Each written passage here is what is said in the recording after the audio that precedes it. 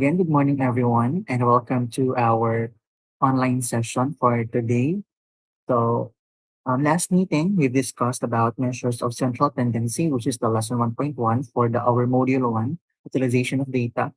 And for today, we're going to discuss naman measures of dispersion. So, this is another measure, no? And how are we going to utilize our data?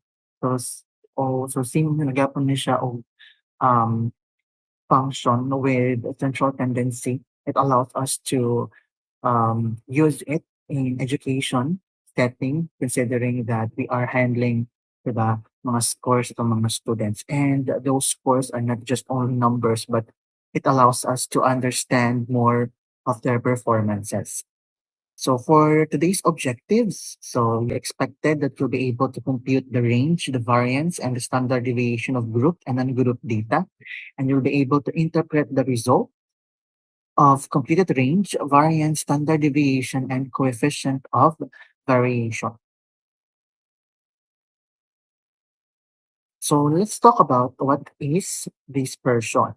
So if the central tendency um, focuses on, or it tells us no where's the center of our data, no, or as an concentrate ang mga scores, or what is the majority scores of our students. See, dispersion, it is the variation between values. Talk about variation. This refers to this tells us how spread, okay, from the word dispersed, diba? How spread and or stretched and squeezed our data is. So these data values in a sample are not all the same. So dispersion happens when the data, for example, naghatag kag 10 items na quiz and then all of your students got 10 or 9, so meaning wala dispersion ana. But in reality, if you are going to um diba if atong kuan man jud i-base sa reality ang mga data or mga scores ng mga students, well, of course, dili man jud na siya always the same. Sa tong quiz last time, 'di ba? Not all of your scores are all the same. So that's the purpose of dispersion. It allows us to understand the variation of your scores. And then dispersion is the degree to which numerical data can tend to spread about an average value. So let us have here this for example. So this is the scores of the students. So for female, they have scores 82, 83, 85, 87, 88. And then male, they have scores or grades na 70, 82, 86, 90, 97. So if you're going to calculate the measures of central tendency, walay um, pinagkaiba. All of these data will equate to 85 as their mean, 'di ba? But if you're going to plot, no, their scores, makita nato if unsa ka disperse ang ilahang mga scores. For example, let's try to plot the scores for the female. So, man siya, frequency, di ba? Based on their score. So, and then for the male, as you can see, di ba? The distance, di ba? How spread the scores are. So that's the purpose of measures of dispersion. That is kanang dili siya makita by calculating the measure of central tendency because if hindi siya i-calculate, di ba, ang duha ka mga group of data for female and male, they both have the same mean, which is 85. But if we're going to plot and understand the variation, the spread of their scores. So as you can see, mas spread ang male kaysa sa female. Although same lang sila og mean. So mga function, kumbaga, ni measures of dispersion. Again, let's focus on the definition. These allows us to see the variation between values, okay, to which data tend to spread about an average value. In mathematics, since we do not use graph, diba?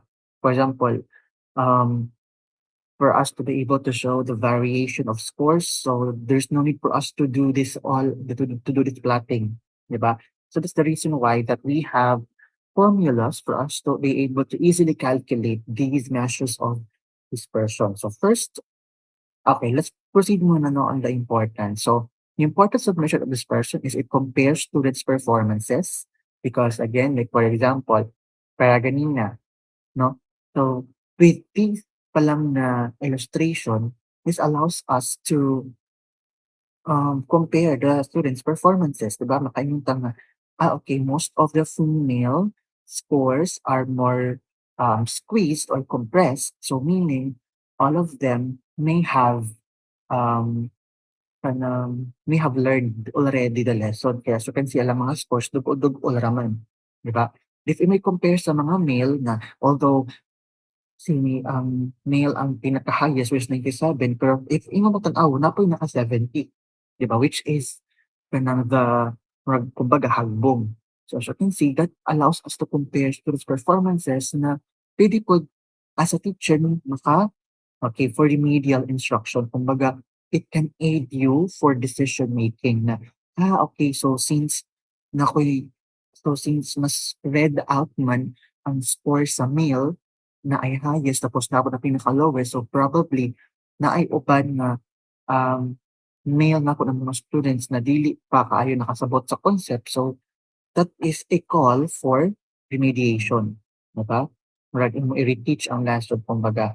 And measure of dispersion also can be used for further statistical analysis. So we're not going to focus na lang on the statistical analysis because these are more on used on statistics for research. So let's focus na lang on education na setting.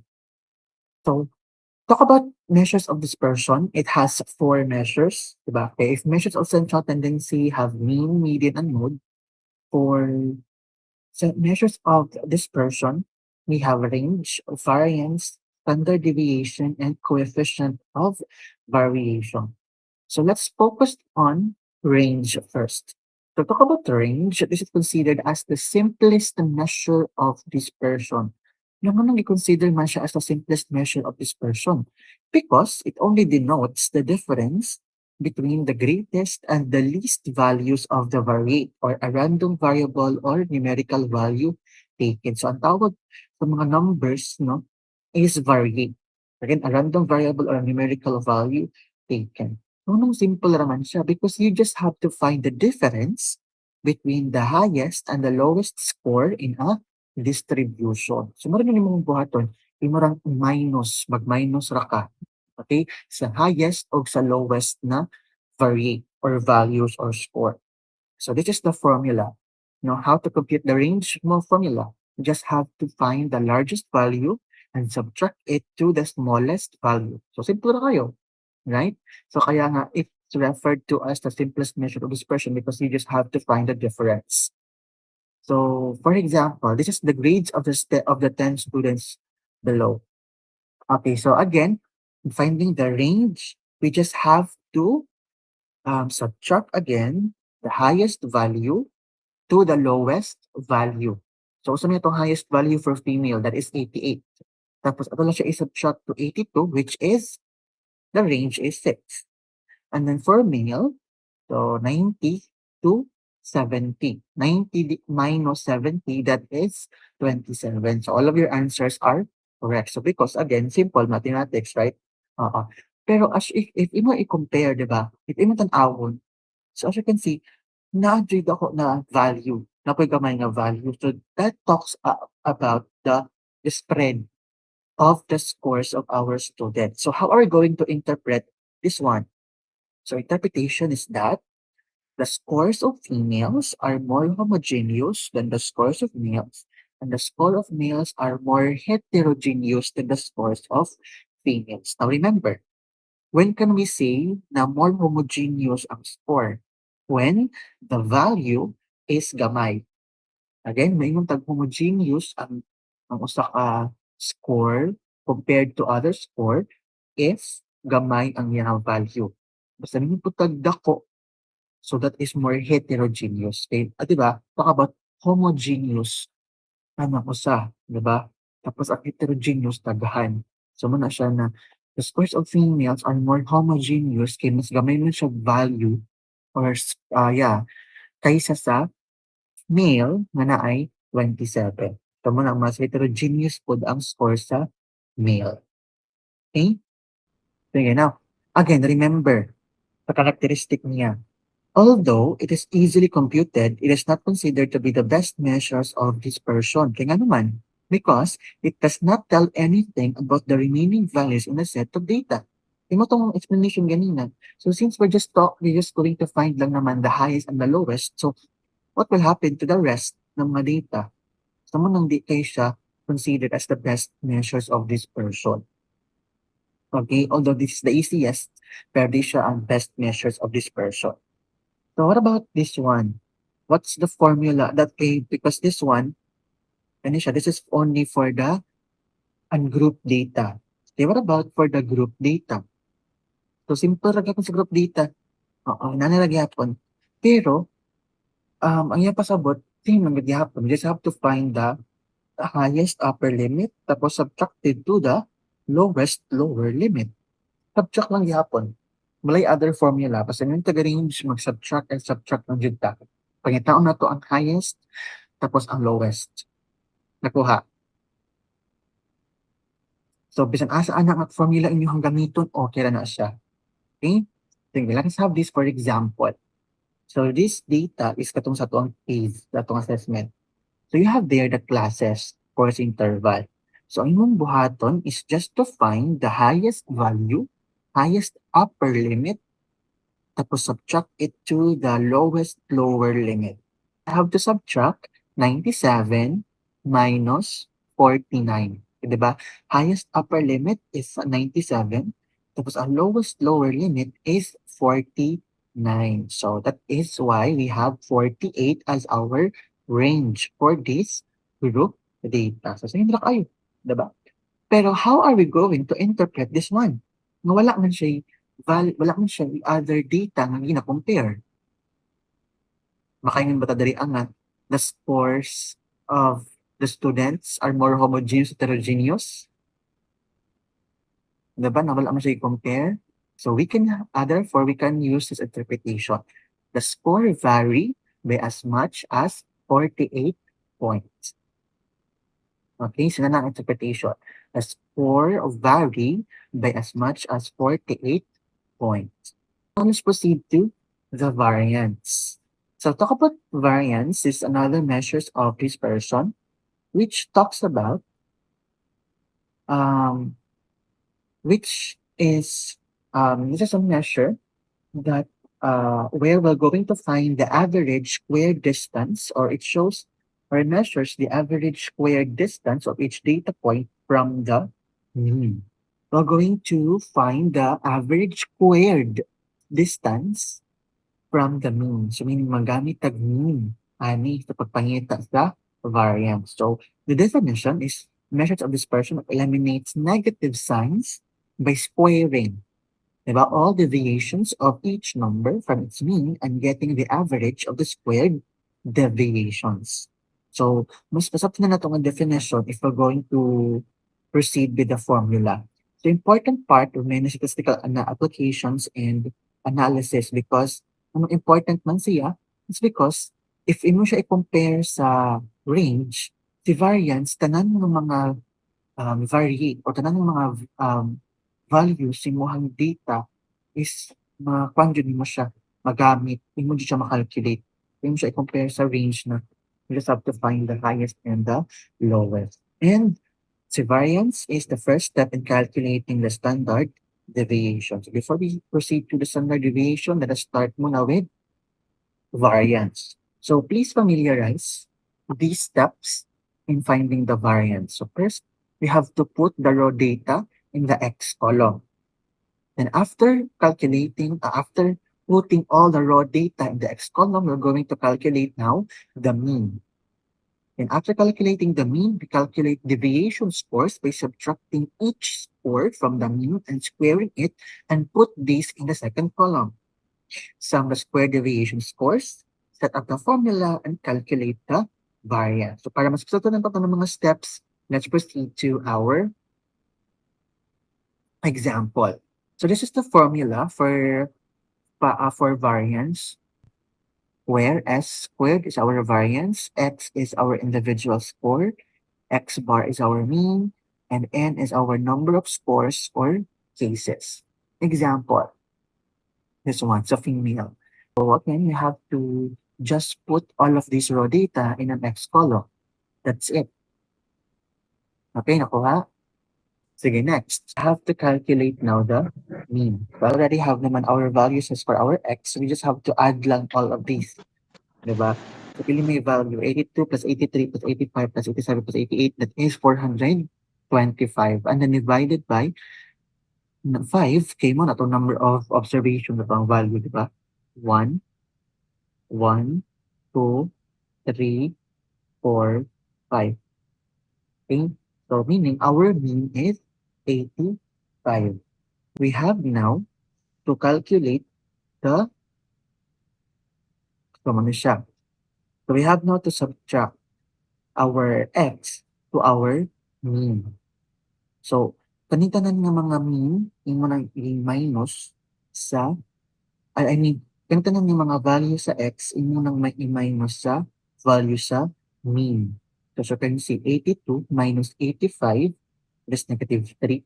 83 minus 85, that is negative 2. And 85 minus 85 is 0. 87 minus 85, that is 2. And 88 minus 85 is equals to 3. Because again, after calculating the mean, we're going to subtract the values of our raw data to the mean. And then after that, since naman tayo negative and in terms of scores, wala man yung negative nga score, di ba? So we have to square it. So ano itong ganina sa yahang definition? Let's go back. Na eliminates negative signs by squaring all deviations of each number from its mean and getting the average of the squared deviation. So to eliminate the negative score, we're going to square it. So negative 3 squared is 9. Negative 2 squared is 4. 0 squared is 0. 2 squared is 4. 3 squared is 9. And then we're going to sum it all up. Siya i-add na from the word summation. So 9 plus 4 plus 0 plus 4 plus 9 is 20. And nanata value for our X minus mean squared. So, mo na siya mahitabo. We're just going to substitute na lang sa ato ang formula. So, 26 minus n, di ba? 26 divided by n minus 1. N is 5 because it's a number of observation, minus 1. So, 26 divided by 4 is 6.5 or approximately 7. So, for the interpretation, the distance of the squared deviations from the mean is approximately 7 points. Paano dyan laing interpretation? Hindi na ito maging mo yung laing interpretation, mga dyan siya itong may follow. The distance of the squared deviations, kay square deviation because we square it, diba? From the mean is approximately 7 points. Again, we put all the raw scores in the X column, then find the mean. 70 plus 82 plus 86 plus 20 plus 27, that is 425. Tapos divided by 5. So that is 85. And then we're going now to proceed with our next step, which is we're going to subtract each of the raw scores to the mean. So 70 minus 85 equals to negative 15. 82 minus 85 is negative 3. 86 minus 85 is equals to 1. 90 to 90 minus 85 is equals to 5. And 27 minus 85 is equals to 12. And we're going to square. So negative 15 squared is 225. Negative 3 squared is 9. 1 squared is 1. 5 squared is 25. And 12 squared is 144. And then ato siya i-plus tanan, 404. Then proceed to our formula. 404 divided by n minus 1. Our n is 5. So 5 minus 1 which is 4. So 404 minus divided by 4 is 101. Let's proceed to the variance for the group data. So for the variance of the group data, we are ay napuno sa yung formula, no?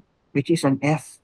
So naman sa this F? Oh my gosh. Okay, so si variance, o giusa na ito pagpangita si mean sa group data, ting lang ihapon siya sa variance. So, diba, in finding the mean for the group data, we have to find the midpoint, tapos multiply the midpoint to the frequency, diba, pag fx. So, murag po gihapon siya sa variance. Okay, so as you can see, S squared is the variance, F is the frequency, X is the midpoint of each class, X bar is the mean, and the total N is the total frequency. So for example, we have here this two set of data.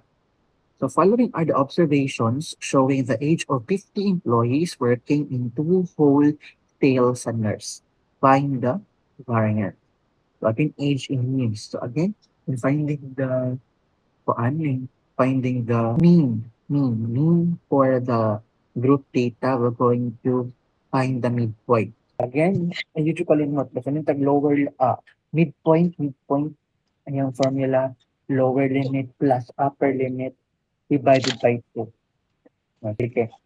40 plus 44 divided by 2 is equals to, okay, that's 42. 45 plus 49 divided by 2 is equals to 47. 50 plus 54 divided by 2 is equals to 52. 55 plus 59 divided by 2, 57. 60 plus 64 divided by 2, 62. And 65 plus 69 divided by 2 is 67. So again, meron na siya no? Formula in finding the midpoint. And since we already have our f and x, so we are now going to multiply them. 4 plus 40, 4 times 42 is 168. 7 times 47 is 329. Very good. 14 times 52, 728. Very good. 11 times 57, 627. 8 times 62, 496. Very good. And 6 times 67 is 402. Okay, very good. So now, since na naman na naman na to ang X, no? So, I mean, muna ba niya itong mahimong mean to fx? Dili pa, right? So we have to sum it all up, di ba? Summation of fx divided by n. So let's find the mean for the group data. So 168 plus 329 plus 728 plus 627 plus 496 plus 402 is equals to 2,750 divided by 50. So that it will be 55. We're going now to follow the step on subtracting our midpoint to our mean. So our midpoint is 42. We're going to subtract it by 55. So that will be negative 13. Plus 47 minus 55 is negative 8, so on and so forth. Okay, nakuha. And then, para mawala ang negative na sign, so we're going to square. So negative 13 squared is 169, negative 8 squared is 64, negative 3 squared is 9, 2 squared is 4, 7 squared is 49, and 12 squared is 144. Nakuha. So, are we going to stop there? Dili pa. Kaya naman, as you can see, we have to multiply pa each of these mga values sa after squaring to our frequency. So 169 or 4 times 169, 7 times 64, so 1 and so 4. Kung man na ba ta? Wala kagyapon. We're going to sum it all up. Diba? Kaya summation na to, summation of F tapos X minus midpoint minus mean square. So we're going now to sum it all up. So 676 plus 448 plus 136 plus 44 plus 392 plus 164 is 2,550. And then we're going to follow the formula. So our n is 50 kung ganyan na. So wala siya. Pagmahin mo, value 52.04086163 or approximately 52. So in the interpretation, knowing that the score, upon interpretation, the score from the distance of the square deviation from the mean is ito siya, approximately 52 points. Yeah. Finding the midpoint, we're going to add upper and lower limit divided by 2. So 40 plus 44 divided by 2 is 42. 45 plus 49 divided by 2 is 47. 50 plus 54 is divided by 2 is 52. 55 plus 59 divided by 2 is equals to 57. 60 plus 64 divided by 2 is equal to 62. 65 plus 69 divided by 2 is equal to 67. Then we're going to multiply our midpoint to our frequency. 42 times 15 is 630. 8 times 47 is 376. 10 times 52 is 520. 6 times 57 is 342. 8 times 62 is 496. And 67 times 3 is 201. We're going to sum it all up for us to be able to find our mean for the group data. And then our frequency is 50. So approximately 51. So if inagani nga na yung mga point, let's have it na lang in whole number. I-approximate na lang yung palihog ha. So para dito maglibog inig-multiply. Okay? Sige, so 42, I subtract the other. 42 minus 51 is negative 9. 47 minus 51 is negative 4. 52 minus 51 is 1. 57 minus 51 is 6. And 62 minus 51 is 11. 67 minus 51 is 16. Then, para ma-eliminate ang negative sign, we're going to square it. So, negative 9 squared is 81, negative 4 squared is 16, 1 squared is 1, 6 squared is 36, 11 squared is 121, and 16 squared is 256. And then again, we're going to multiply these to our frequency. So 81 times 15 to 1,215, 8 times 16, 128, 10 times 1 is 10, 6 times 36 is 216, 8 times 121 is 968, 3 times 256 is 768, and then proceed to summing it all up, adding it all up. So the equal will be 3,305. And then we're going to proceed to our formula. So again, ayaw jud nyo laktaw-laktawin na bahala na mo i-calculate na calcio, pero you have to substitute lang sa all of the value. So 3,305 divided by 50 minus 1, so that will be 49. So that will be 67.4489759 or approximately 67. Let's proceed to the standard deviation. So ano na si standard deviation? So what's makalculate na nato atong variance? We just have to square root mo na lang. Okay, so the standard deviation measure the variability between observation and a sample of the population from the mean of the sample or the population. The unit is not squared. Hindi naman ta mag-squared. Okay? So if kanina is S squared, sa standard deviation is SD. Usually ginagamit SD or S lang. It's the most widely used measure of dispersion and is obtained by simply getting the square root of the variance. So what you can see, S na lang siya, yun na siya squared, kaya hindi naman ta mag-squared. So as you can see, the formula for the ungrouped ni siya nga data. So if yung tanawon, di ba, that is the formula of the ungrouped variance. Pero gisulod lang siya sa usa ka square root. Okay? So mao na siya. So let's proceed to our example a while ago. So pila na to ang variance sa female? 52. Okay. Ha? 52? Yes, sir. Variance sa female, 6.5. Tapos ato siya i-square root, that will be 2.5 or approximately 3. Ang score ang mga s ang mga result sa variance ato lang dyan na siyang ipang square root, then that is your standard deviation. So, ang interpretation nausab na pud siya kaya ato naman siyang gi-square root. So, ang interpretation na pod it will be the distance of the square root of the squared deviations from the mean is approximately 3 points. Sa male, ang ang iyahang variance again was 101. So, ato siya ni square root that will be 10.0498762 or approximately 10.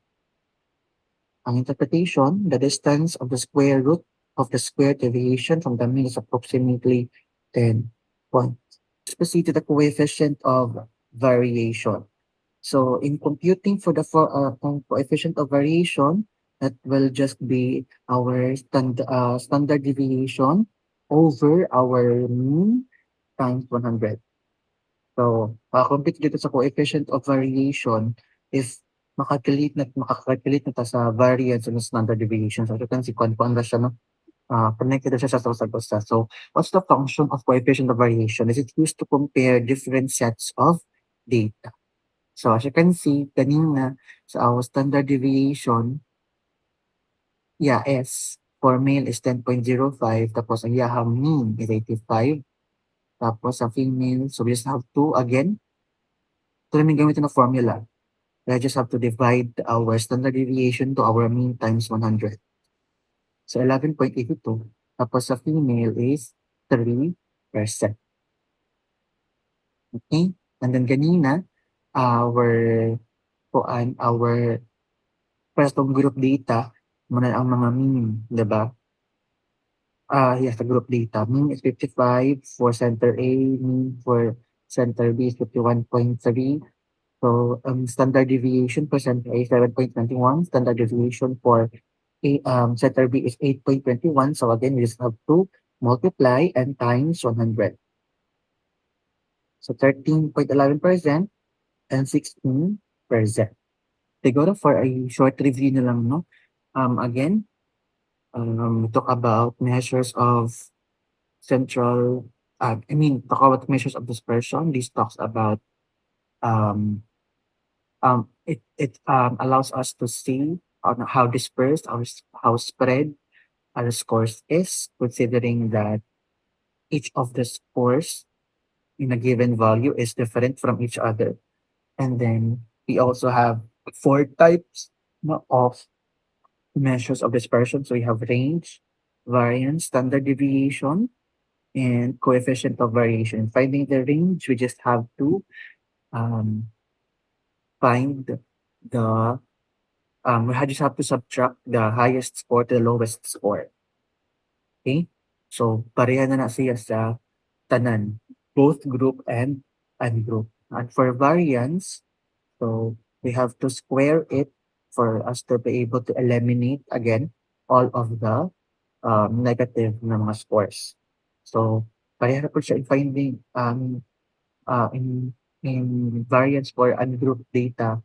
So we have to find the mean first for us to be able to subtract it to the raw score, diba? Raw score minus the mean. Tapos after finding the difference, so we're going to square it. Tapos in the variance for group data naman, we have to find first the midpoint, then multiply it to our frequency, and then find the mean for that group data. Then we have to subtract our midpoint to our mean, calculated mean for that group data. And after, ato siya square, right? And then after squaring, katong squared, then, ato siyang i-multiply sa frequency. Tapos itong i-sum up tanan, then substitute sa formula. And then for the standard deviation, just have to find the square root of the variance. Okay? And then for the coefficient of variation, we just have to divide our standard deviation to our mean times 100. And that's it. Natapos na natin ang measures of dispersion.